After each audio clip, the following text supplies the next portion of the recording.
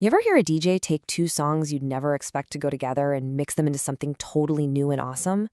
Well, what if I told you the OG remixer wasn't in a club last night, but in a concert hall, like 100 years ago? Let's get into it. This is the story of George Gershwin, the guy who was mashing up music genres before that was even a thing. Seriously, just picture it for a second. Over here, you've got this epic, massive sound of a symphony orchestra, all formal, structured, and powerful.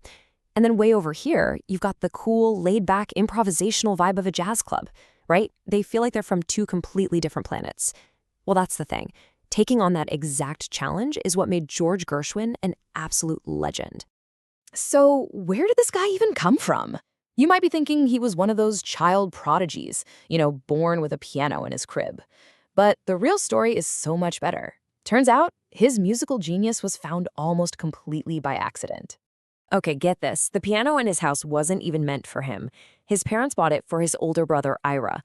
But George, who was this super energetic kid always running around outside, just casually sits down one day and starts playing hit songs he'd heard perfectly just by ear. Can you even imagine the look on his family's faces? Total shock. So once his parents figured out they had a legit genius on their hands, they got him proper lessons. But here's where it gets interesting. George was basically living in two different musical worlds at the same time. He's got his teacher in one ear, showing him the complex classical stuff from legends like Bach and Beethoven.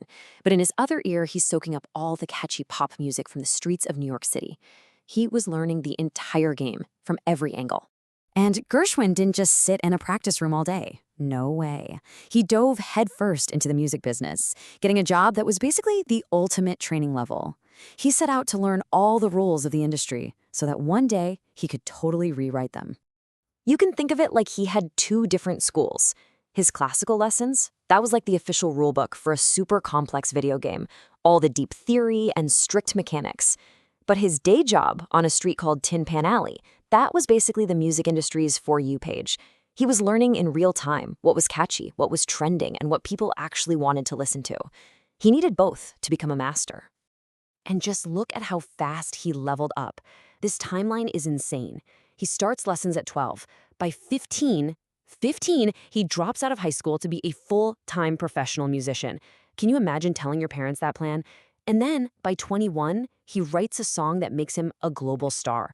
This wasn't just talent, this was some serious grind and dedication.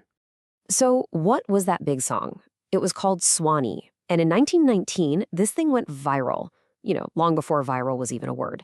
This one song completely flipped his life upside down, taking him from a kid working a music job to a legit international celebrity, seemingly overnight. And just look at that number. Millions. We're not talking about streams or views here. We're talking about people going out and buying millions of physical copies of sheet music and records. Swanee made him rich and incredibly famous. He was the pop superstar of his era. But here's the plot twist. He's got the fame, he's got the money, but he wasn't satisfied. He knew he could do more. He didn't just want to be the guy who wrote catchy pop songs. He had a much, much bigger goal. He wanted to be respected as a true composer.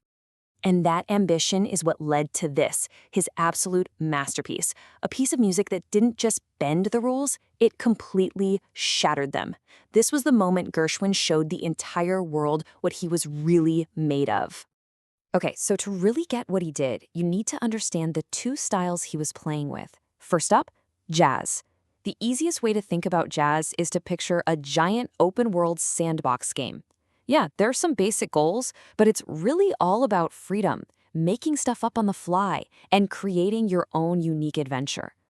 And then, on the other side, you have classical music. So if jazz is that open-world game, classical is more like a game with a super detailed step-by-step instruction manual. It's all about structure, perfection, and following the brilliant path that the masters before you already created. So, what did Gershwin do?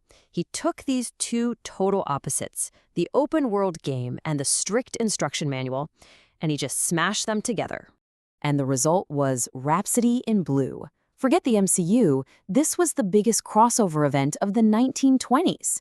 It kicks off with that legendary, one-of-a-kind clarinet wail, and from there it's just this incredible mix of jazzer's freedom and a symphony's power. With this one piece, he proved it. He wasn't just a pop guy, he was a revolutionary composer who built a bridge between two worlds, creating a sound that was brand new and totally American. But George didn't do all of this alone. For a ton of his biggest hits, he had a secret weapon, and it was his brother, the one the piano was originally for, Ira. Together, these two were one of the most unstoppable creative teams in history.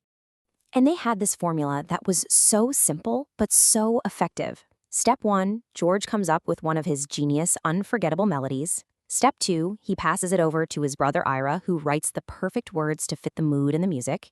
And step 3, an American classic is born. Just like that. And the stuff they made together, their range was just unreal. They conquered Broadway with huge shows and songs like I Got Rhythm. Then they were like, okay, what's next? And went to Hollywood to write classic songs for movies. And if that wasn't enough, George even wrote a whole opera, Porgy and Bess, which gave the world the iconic song Summertime. Seriously, they did it all. So why are we still talking about some guy who was writing music 100 years ago? Simple. Because his legacy is massive. His music doesn't just, hold up. It still absolutely slaps. And the craziest part is that his music is still, everywhere. You'll hear it in fancy concert halls, for sure, but you'll also hear it in jazz clubs, in big Hollywood movies, on your favorite TV shows, and even in commercials. He broke down the walls between different kinds of music, and now his sound just lives everywhere comfortably. So if you're going to remember one thing, remember this. George Gershwin died tragically young. He was only 38. But in that short life, he completely remixed the sound of American music, breaking all the rules and creating something new that is still with us today. Which kind of leaves us with a final thought. Gershwin's whole genius was about taking things that nobody thought belonged together and making them work. So what about you? What are 2 things in your world, 2 hobbies, 2 ideas, 2 passions that seem like total opposites? What could you mix together to create something nobody has ever seen before?